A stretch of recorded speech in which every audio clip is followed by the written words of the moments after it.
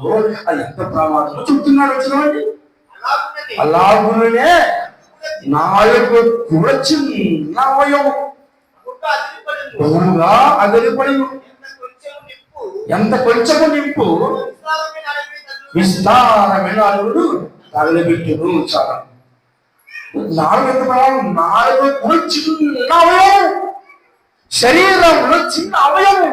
ఆ అవయవం ఏమి చేస్తుందంటే అది బహుగా అదిరిపడను. ఎంత కొంచెం విస్తారమైన అడుగులు తగలబెట్టును. ఒక అడవి పెద్ద ఉంటుంది, అడవి తగలబెట్టలేదు ఏమి కావాలి, చిన్న ఒక గుంపుల చాలు, చిన్న ఒక రవ చాలు. ఆ రవ ఏం చేస్తుంది, అడవినే తగలబెడుతుందయ్యా. నీ నాలుగు చిన్న అవయవమే, ఆ అవయవమే నీ జీవితాన్ని సర్వ నాశనం చేస్తుందయ్యా. ఒక అడవిని ఒక నిప్పు రవ ఏ విధంగా నాశనం చేస్తుందో నీ నాలుగు కూడా నీ జీవితాన్ని, నీ కుటుంబాన్ని కూడా నాశనం చేస్తుంది నాలుక.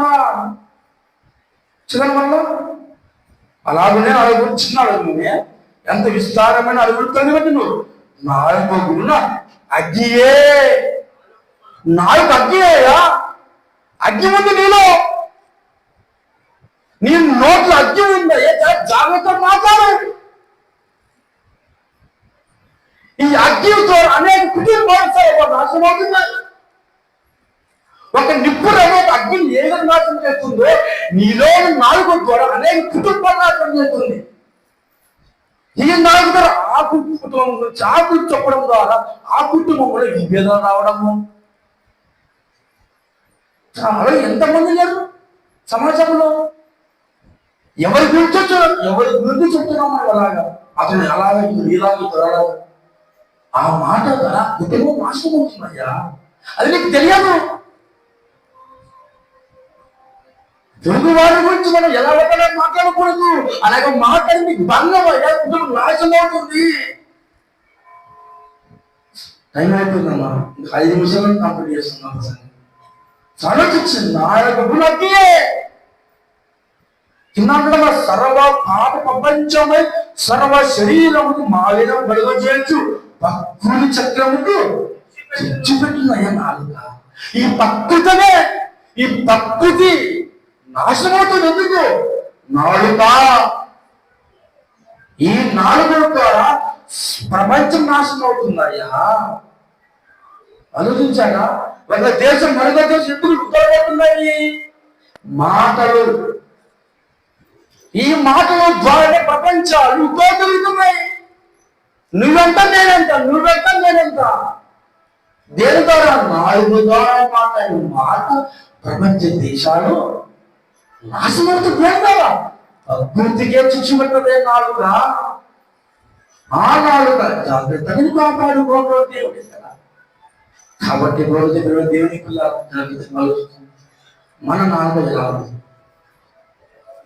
దేవుని మహిమరిచే విధంగా నాలుక ఉండాలి. ఎన్నో ప్రసంగాలు ఉంటాం, మంచిది. ఇదే నోటి ద్వారా పాట పాడతాం, ఇదే నోటి ద్వారా ప్రార్థన చేస్తాం, ఇదే నోటి ద్వారా మరలా పాప వాళ్ళ వరకు మాట్లాడతాము, పాప మాటలు మాట్లాడతాం. ఎంతవరకు న్యాయం ఆలోచించాం మనం. ఇదే నాలుగు దేవానికి స్తోత్రమయ్యా. ఇదే నాలుగు ఎంత పవిత్రంగా పాఠం చేస్తాం, ఇదే నాలుగు ఎంత చాలా పాట పాడుతాం. ఇదే నాలుగు ద్వారానే దయ్యాన్ని మయపరుస్తున్నాము, ఇదే నాలుగు ద్వారానే దేవుని మయపరుస్తున్నాము. కాబట్టి జాగ్రత్తలు. ఇదే ఒకటి. రెండే వంటల మీద సారి చేయకూడదు. ప్రమాణం ఎప్పుడో ఒకసారి దేవుడు కావాలి, దయ్యం కావాలా? ఏదో ఒకటి. నిత్యమైన నా దేవుడు రాజ్యాన్ని వెళ్ళాలంటే నువ్వు దేవుని మీద ఆధారపడాలి. దేవుడి కొరకు నీ శరీరాన్ని, నీ అవయవాలన్నీ దేవుడిలో ఉంచాలి. దేవుడిని పిచ్చిపట్టాలి. ఒక విధంగా చెప్పాలంటే చిన్న పిల్లవాడు మొబైల్ ఎంత అట్రాక్ట్ అయిపోతాడు. చెల్లి లేకపోతే భోజనం తినడు, అవునా కదా? అలాగే కూడా మనకు ప్రార్థన పిచ్చి కావాలి, దేవుడు పిచ్చి. ప్రార్థన పిచ్చి, వాటి పిచ్చి. నువ్వు పిచ్చి కావాలి దేవుడితో.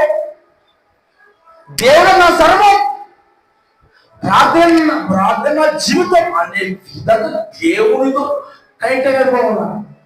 అప్పుడు దేవుని బిడ్డగా ఉన్న మార్చు, దేవుని చేతి మనం మార్చబడతాం. దేవుని పిల్లలు నామకార్థం వచ్చి వెళ్ళిపోతున్నాము కాదు. ఆధ్యాత్మిక జీవితం, ఆధ్యాత్మిక జీవితం నువ్వు చచ్చిపోయేంత వరకు కాపాడుకోవాలి. చచ్చిపోయేంత వరకు పరిస్థితులు కాపాడుకోవాలి. చచ్చిపోయేంత వరకు ఈ నాలుగు కాపాడుకోవాలి. కాబట్టి దేవుడు దీవించి ఆశీర్వదించుగాక. ప్రార్థన చేసి ఈ సమయంగా అయ్యగారికి